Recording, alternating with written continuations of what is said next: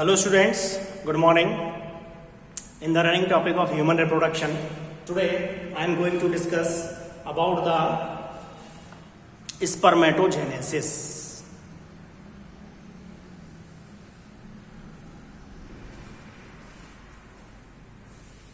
In the previous lecture we have studied till about the blood testis barrier, means male reproductive part हमारा चल रहा है. Testis को हम लगभग कंप्लीट कर चुके हैं, जो प्राइमरी सेक्स ऑर्गन है. टुडे क्योंकि टेस्टिस के अंदर ही फॉर्मेशन होता है आपका स्पर्म का, जिस प्रोसेस को हम क्या कहते हैं, spermatogenesis. Means it is the process of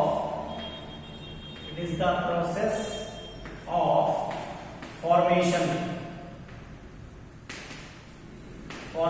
of male gamete के फॉर्मेशन. और मेल गैमेट क्या होता है, दैट इज स्पर्म.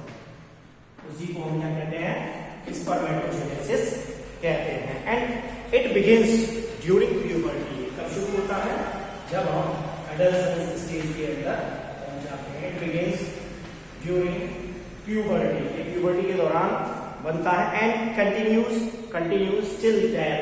और खास बात यह है कि जब तक व्यक्ति का लाइफ स्पेन रहता है तब तक लगातार क्या होता है, फॉर्मेशन होता रहता है स्पर्म का. And with advancing age the number of sperms produce as well as quality of sperms reduces. Means जैसे जैसे एज क्या होती रहती है, बढ़ती रहती है, तो स्पर्म की जो क्वांटिटी है वो रिड्यूस होती चली जाती है.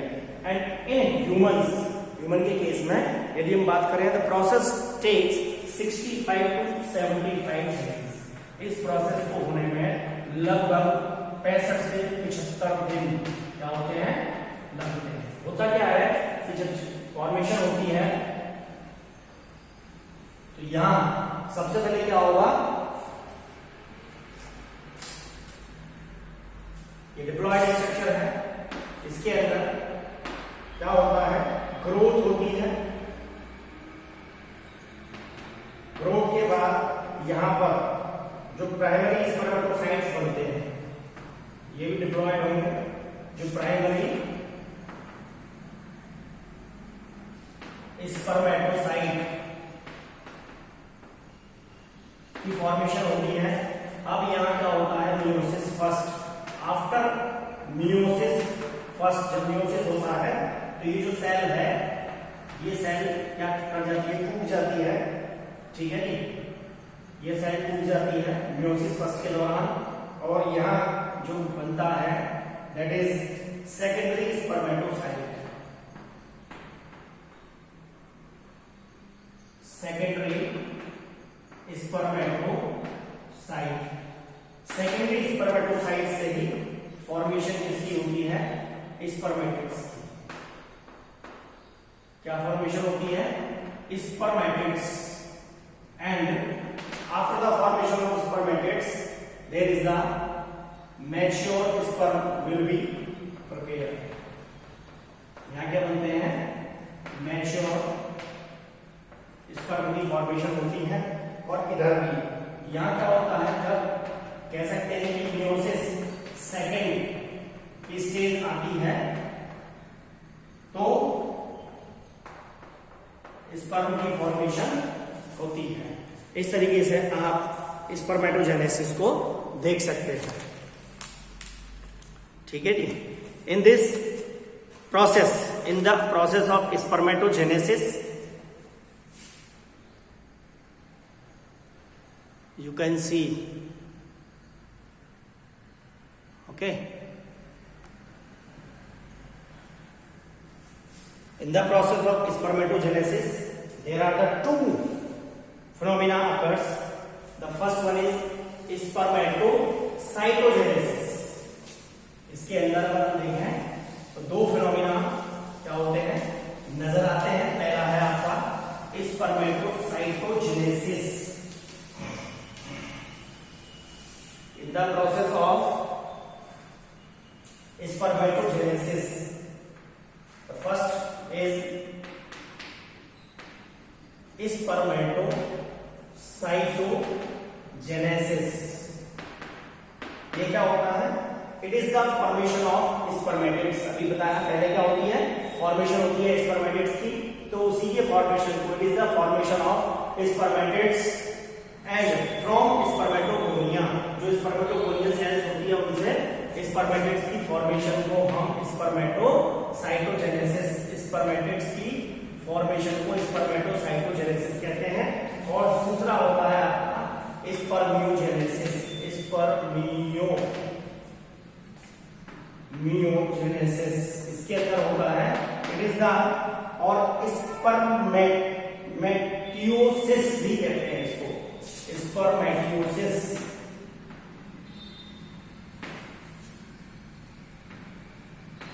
It is also known as spermatiosis. इसको हम इस फिनोमेना को स्पर्मेटियोसिस कहते हैं और इसको कंबाइनली हम स्पर्मेटोजेनेसिस कहते हैं। स्पर्मेटोजेनेसिस कहते हैं। क्या होता है, अगर हम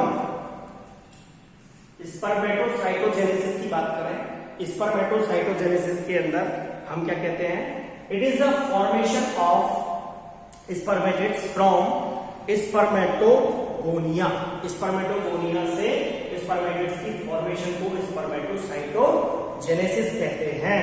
and a primary spermatocytes completes the first meiotic division. अभी फिगर के अंदर देखा, वो अपने फर्स्ट मेयोटिक डिवीजन को कंप्लीट करता है, leading to formation of two equal haploid cells. और लगातार क्या बनाता है, दो इक्वल हैप्लॉइड सेल्स बनाता है, कॉल्ड सेकेंडरी स्पर्मेटोसाइट्स। यहां लिखा था secondary spermatocytes which have only 23 chromosomes. इनके अंदर क्या होते हैं, केवल 23 क्रोमोसोम्स होते हैं ईच के अंदर। And each spermatocytes undergo second meiotic division to form 4 equal haploid spermatids. ये 4 इक्वल हैप्लॉइड स्पर्मेटिड्स बने थे, इन्हीं के अंदर क्या हुआ था, ठीक है। After the formation of these spermatids spermiogenesis occurs, जिसको हम स्पर्मेटियोसिस भी कहते हैं। And it is the differentiation of, ये क्या होता है, it is the differentiation of spermatids into spermatozoa. ये क्या है, it is the differentiation of spermatids into spermatozoa. And after spermiogenesis, यानी स्पर्मियोजेनेसिस के बाद क्या होता है, sperm heads become embedded in the Sertoli sales. अगर हम इसकी बात करें, स्पर्म की स्ट्रक्चर की बात करें, तो ये होता है इसका हेड, इसके अंदर ये बड़ा सा होता है न्यूक्लियस, ठीक है जी। पीछे की तरफ यदि हम जाएं,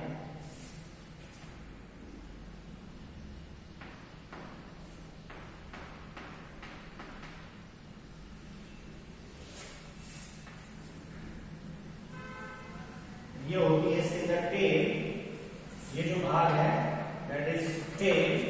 और अगर हम यहां बात करें, ये हो जाएगा आपका नेक, और ये हो गया आपका इसका हेड। और इसके अंदर जो आगे वाला पार्ट ये होता है दैट्स कॉल्ड एक्रोसोम, ठीक है, ये एक्रोसोम हो गया। और जो लास्ट भाग है that's called nucleus in the structure of sperm. ये जो रीजन है इसको हम क्या कहते हैं, दैट्स कॉल्ड मिडिल पीस। अगर हम देखें तो स्पर्म को हम 3 भाग के अंदर डिवाइड कर सकते हैं। First one is head, second one is middle piece और थर्ड वन इज टेल। और ये जो रीजन होता है, यहाँ पर क्या होता है, माइटोकॉन्ड्रिया। इस रीजन को माइटोकॉन्ड्रिया रीजन कहते हैं। यहाँ पर ये जो माइटोकॉन्ड्रिया होते हैं स्पाइरल शेप के अंदर होते हैं, और यहाँ पर इसी में रहती है आपका फ्रक्टोज शुगर, जिसको हम क्या कहते हैं, फ्रक्टोकाइनेज, फ्रक्टोकाइनेज भी कहते हैं, फ्रक्टोकाइनेज, ठीक है। ये है आपका इसका प्लाज्मा मेम्ब्रेन, ये होता है आपका प्लाज्मा मेम्ब्रेन। होता यूं है कि जब आफ्टर स्पर्मियोजेनेसिस स्पर्मियोजेनेसिस के बाद जो स्पर्म हेड्स है become embedded in the Sertoli cells, जो सर्टोली सेल्स होती है उनके अंदर ये धंसता है and are finally release from the seminiferous tubule, और रिलीज कर जाता है सेमिनिफेरस ट्यूब्यूल के अंदर by the process called spermiation. यानी स्पर्मिएशन प्रोसेस क्या होता है कि जब ये स्पर्म सर्टोली सेल के अंदर एम्बेडेड करता है और कहा इस सेमिनिफेरस ट्यूब्यूल के अंदर ये रिलीज हो जाता है, तो उस कंडीशन को हम स्पर्मिएशन कहते हैं। उसके बाद आता है आपका कि फॉर्मेशन हो गई स्पर्मेटोजेनेसिस की। इस स्पर्मेटोजेनेसिस के अंदर इसका हार्मोनल रेगुलेशन कैसे होता है, तो let's see the hormonal regulation of spermatogenesis.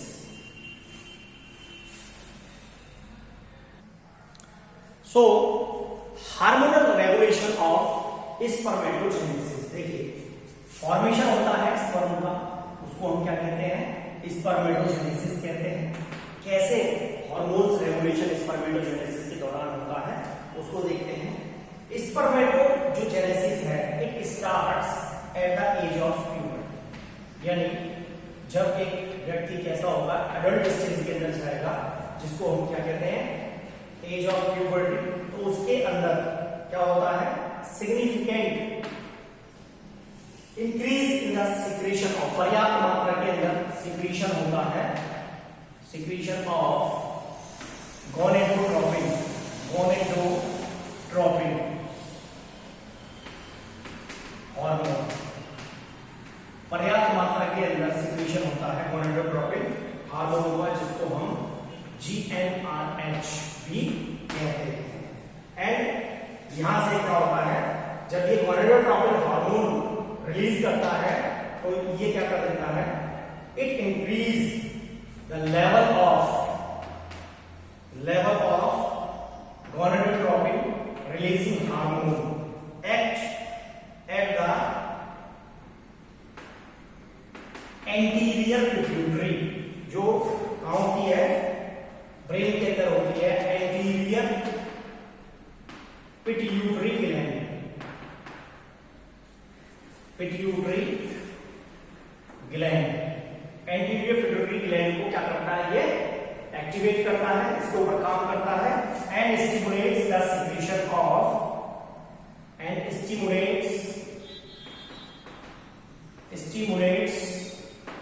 The secretion of to hormones, दो हार्मोन को ये यहां सिक्रीट करता है। पहला होता है आपका ल्यूटिनाइजिंग हार्मोन, जिसको हम LH भी कहते हैं। दो हार्मोन को सिक्रीट करता है, पहला है आपका ल्यूटिनाइजिंग हार्मोन, दूसरा है आपका फॉलिकल स्टिमुलेटिंग हार्मोन, जिसको हम FSH भी कहते हैं।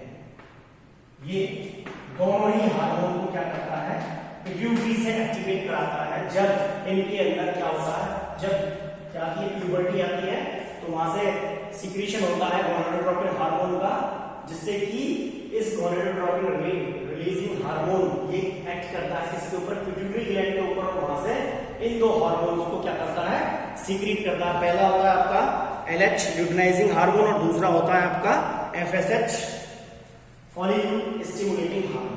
अब LH का क्या रोल है फर्स्ट देखते हैं LH का और दूसरा, क्योंकि इन्हीं दो हार्मोन्स का ही इसके अंदर रोल होता है। अब ये जो LH सीक्रेट होता है, LH at Leydig cell, LH जो होता है ये हमारा इसके ऊपर लीडिंग सेल, ठीक है जी, लीडिंग सेल के ऊपर वर्क करता है and stimulates and synthesis and secretion of androgens, और क्या करता है एंड्रोजन को सीक्रेट करता है, which in turn stimulate the process of spermatogenesis, यानी ये प्रोसेस होता है जिसके कारण से क्या बनता है फॉर्मेशन होती है स्पर्म की।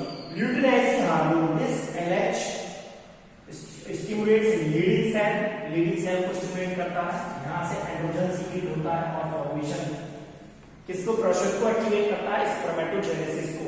ये काम होता है आपका ल्यूटिनाइजिंग हार्मोन का। ये ध्यान रखें, बहुत ही इंपॉर्टेंट है। और यहाँ हार्मोनल रेगुलेशन के अंदर ही हमें विशेष ध्यान रखना है। दूसरा बात करते हैं एफएसएच की। एफएसएच क्या करता है? जो फॉलिकल स्टिमुलेटिंग हार्मोन है, it acts on Sertoli cell, ये सर्टोली सेल्स के ऊपर वर्क करता है and stimulate the secretion of some factors which help in the process of spermiogenesis। ये यहाँ से कुछ फैक्टर्स को सीक्रेट करता है जो स्पर्मियोजेनेसिस को, स्पर्मियोजेनेसिस की जो फॉर्मेशन है यानी स्पर्मिएशन की जो फॉर्मेशन है उसको एक्टिवेट करता है। तो ये फंक्शन हो गया आपका LH और FSH का। LH stand for luteinizing hormone, FSH stand for follicle stimulating hormone. In hormones के कारण से ही क्या होता है? फॉर्मेशन होता है, यानी पूरा का पूरा ये जो फॉर्मेशन है किसका? स्पर्म का, वो इसके ऊपर ही, इन दो हार्मोन्स के ऊपर ही टोटली क्या करता है? डिपेंड करता है। तो ये था हार्मोनल रेगुलेशन ऑफ स्पर्मेटोजेनेसिस। यहाँ आकर के आपका प्राइमरी सेक्स ऑर्गन्स कंप्लीट होते हैं। Now we will study about the secondary sex organ. Secondary sex organ के अंदर हम क्या क्या देखने वाले हैं वो हम बताते हैं आपको। Now secondary sex organ, secondary sex organ की बात करें तो